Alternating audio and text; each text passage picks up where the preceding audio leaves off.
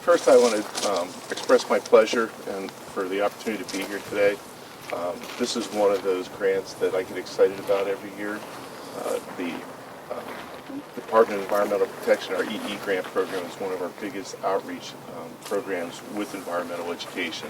And this is the type of program that we really look forward to funding. So I am the Director of Environmental Ed for DEP. And I also want to thank the other organizations, the Shamokin Creek Restoration Alliance, seen there here in Forest, that's pretty awesome. The Kulpmont Borough, Northumberland County Conservation District, the Kulpmont Sportsman Association, and the Landscape Services that were all part of this project, the aspect that DEP funded. I also wanted to shout out to the participating school districts. That's Mount Carmel Area School District and the Lady of Lourdes Regional Catholic School. And what really stands out for this, to me, about this grant is that the partnerships that are involved. You've got a volunteer organization like SCRA that is doing good work to benefit the waterways in this region, partnering with the local schools, partnering with the state agency to get some additional funding, and bringing the students out here to understand the historical implications of the industry that made this area of the state what it was.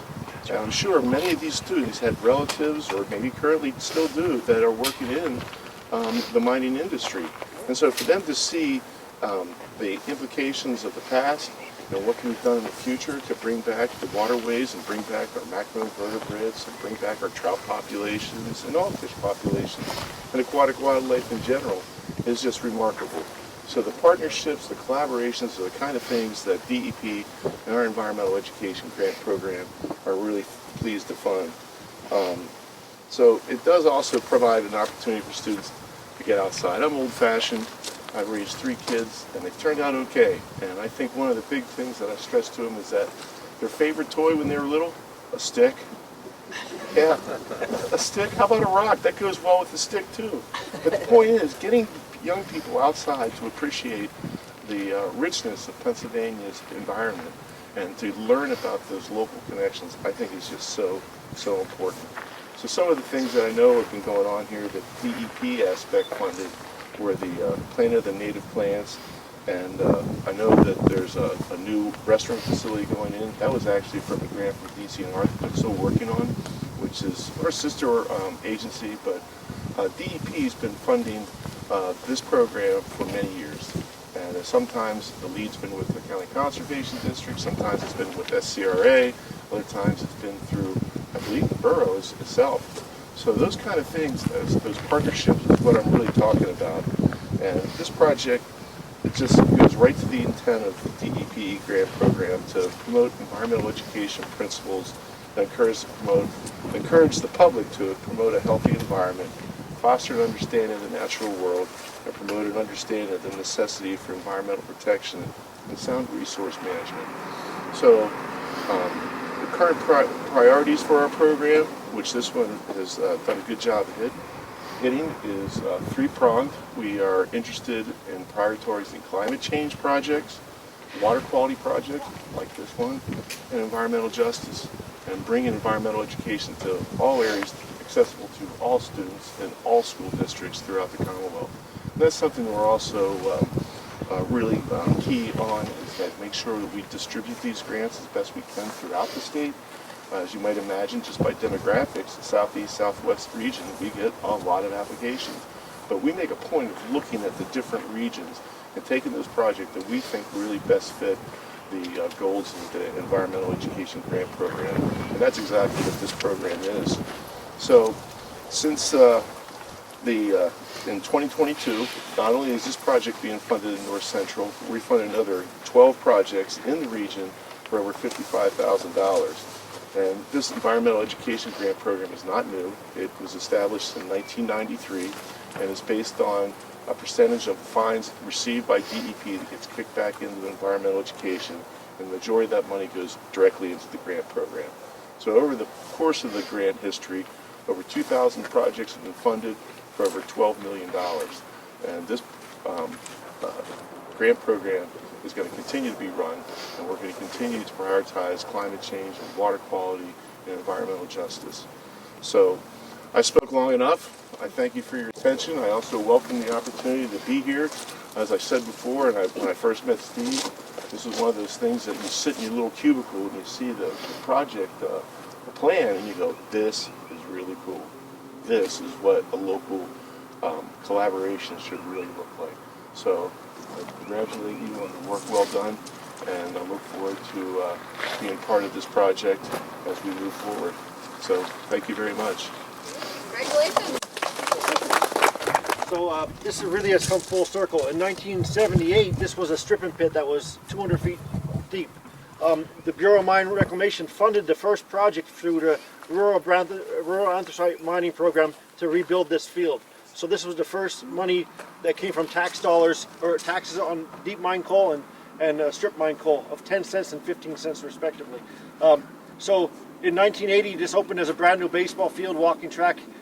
It was ran on its own for so many years, but in 2015, when we applied for our first Department of Environmental Protection and Environmental Education grant, it really hasn't been upgraded in that first 25 years. So that really sparked a rebirth to this facility. Hundreds of people use it daily, which 10 years ago, very few people used it daily. So you'll see as we walk the track, you'll see some of the projects from previous years, the trees that all the students have planted. We've probably had 700 students go through this program since 2016, and hundreds of trees, maybe 500 trees have been planted. Last year we added a pollination garden, and we're working to get that certified through Penn State University. So a lot of big moving parts, and but this is a good example of what can be done through DEP's help and some of the other organizations. This year's project was funded with the DEP environmental education money of $3,000. This will be a supplement to our $110,000 restroom facilities that was funded through DCNR. So to get that restroom facility, DCNR requires a lot of green building techniques. We're going to have rainwater flushing toilets, solar power, generated power, recycled furniture through recycled plastics, and also any rainwater that we don't use for flushing will go into a rain garden that will promote a habitation of plants and animals to live in that rain garden.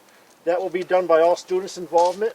We'll bring them here for a full day of education about the history of the area, about the green building. Our engineers agreed to print some blueprints up for all the students to see exactly how energy efficient buildings are built, and we're going to go through every step of that and show how this restroom will benefit the environment, and then they'll be able to get their hands dirty and build a rain garden at the completion of the project. Do you have any questions? If we want, we can walk along the walking track down to our pollination garden where we conclude where we finished up last year. As you mentioned, there's a lot of partners in this, and that's what partners has been able to really bring us together and make us a successful group like partner. So, I don't know if everyone was good for a quarter-mile hike to the end of this and see the pollination garden, and we can head off from there. It's flat ground. So there's plenty of SCRA members here. We have plenty of forks in the fire, irons in the fire. We have lots of stuff going on, so feel free to ask any of our members what we have going on and some of the other exciting news that we've been working on. Yes, before we started, this was a mowed channel. It holds water most of the year, a small trickle. We planted a lot of trees to give a riparian buffer back to try to create a habitat that wasn't there. DEP also was able to allocate us or direct a penalty against William Pipeline, which $100,000 was given to our organizations to reclaim this creek bed. So our design is finished. We're in the permanent process. So this stream bed will even be more productive within the next year. We should start construction this summer on that $100,000. In addition to the $100,000 we got from DEP through the fine process, the Sierra Club gave us $12,000 to do a portion of the stream bed too. They took notice. Sierra Club is a national organization, environmental. They picked up on us as well and wanted to fund a project of ours. So, when this year we'll have about $115,000 invested through DEP, not including the $110,000 DCNR grant. So over the last, 5-10 years, we've probably invested with volunteer laborers up of $500,000 in this facility. And this is a great example of starting small and then success breeds success. And it brings more partners in, more local partners, more funders, and it just kind of keeps rolling and the snowball gets bigger and better. It's great. So thank you for making that happen, all of you. Steve, yes. We like big snowballs. We've been able to keep focus on this facility through the Department of Environmental Protection, the mini grants, but we've changed our focus every year, and it continues to evolve. So the Conservation District was the applicant last year for this, and the Creek Alliance is the application for this year. We talked about the restroom facilities that will be added to our baseball field here. This is where the high school, Mount Carmel Area High School, baseball plays. And I said you see that as the stream bed needs some improvements to continue on. So hopefully by this fall, a lot of that will start coming together, and by next spring we should have a lot of those projects completed. Any other questions for anyone else? So give us a little preview of the next environmental field day and the project the students are going to do as part of the restroom facility, the rain garden. Yeah, so our DCNO application said had all those aspects that they really wanted to focus on green building. We're bringing the students here the day of the event. We'll have actual physical blueprints, paper blueprints printed out. Our engineer will be present to help answer any of the questions I can't answer myself. We'll go through the building and we'll learn all about those aspects of environmental green building. And then I said that they're going to build a garden that catches the rain, anything else surplus off the impermeable surface, the roof structure, the concrete sidewalks will all be funneled to a garden where we could actually have some habitat for the local habitat for the animals and plants and such. With what I'm hearing and all the bird boxes and the new trees, I'm guessing this is going to become a bird watching hot spot. Yeah, so it was really neat, interesting to get our Penn State gardeners inside. So that will be the first certified garden in Northumberland County. But yeah, it's nice to hear what we have going on in the background. This past year, when we had almost 150 kids here, so many, they all were able to groups of 10 build their own bird boxes, and some of them have signed their name on the side. We were able to build the bat boxes you see spread out through the field, and I said now the fruit to their labor is coming up now with all the flowers, all the bulbs they put in. So, does anyone have any questions for anyone else besides me? Did you mention the abstract of the raising of the flag at Iwo Jima? That actually was another involvement with our vocational technical Northumberland County VOTEC built that for us. They cut it out on a plasma machine. They welded it up. They were here today. We set it up on the pillars there, and so that we even have the VOTEC involved. We're kind of going back and forth on some items. We're getting ready to actually get to a point where this can go out for bid for certain items, materials, things like that. Like Steve said, there will be green technologies in the building. I guess the focus of this grant is going to be the rain garden, fire retention area, and it'd be kind of neat that the students can see basically from the blueprint to the ground how it's built and understand what the benefits of that are. Other than that, like I said, we're just waiting on a few things back and forth, cutting through some red tape, and hopefully start seeing some action out there. So I said, as this evolved through years, we built birdhouses, we planted trees, we planted the pollination. Now we're bringing in even another aspect of the green building. So we're creative. We keep trying for more creative DEP grants, and so this has been good. And this can't be done overnight and that stuff or whatever. The creek channel, that or whatever, we have limited funding, and as we go and that stuff, we get maybe a couple hundred feet and that stuff, the creek channel, paired in that or whatever, and then we continue on every year.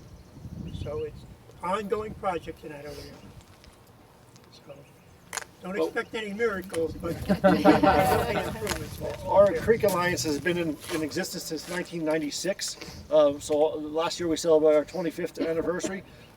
Streams that never had fish in the last 100 years, like Carbon Run outside Shamokin, now have fish. So we could make a difference. We are making a difference, and this is a different focus of ours.